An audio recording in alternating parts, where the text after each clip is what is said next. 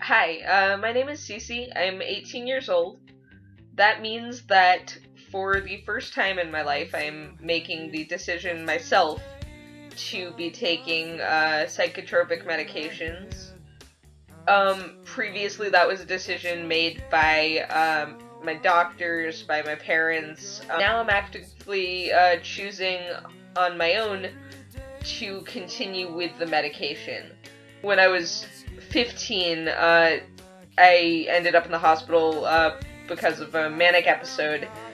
Um, in the hospital, I tried out all sorts of different medications. I was on Lamictal, I was on Seroquel, Abilify, a huge amount of Abilify.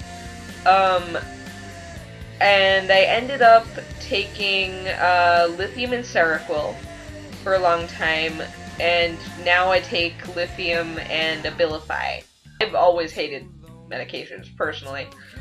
And I always kind of thought that when I was 18 I would just stop taking them.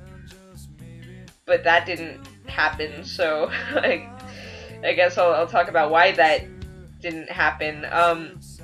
So when I was in the hospital, I used to, like, hide my pills under my tongue, and not take them. I would tell the doctors and the nurses that I thought, what they were telling me was bullshit, it was all a conspiracy.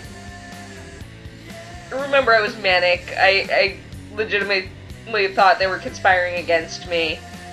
And it got to the point where they didn't trust me to take pills, so they gave me, like a liquid form, so I spat it at them. So then they injected my medication, which was not so much fun. So I guess, after the hospital, like, I no longer had the whole conspiracy thing going on. Like, that, I was not a conspiracy theorist anymore, for the most part. But medication is still not a fun thing to me. Like, beyond that, I found that it was kind of dulling.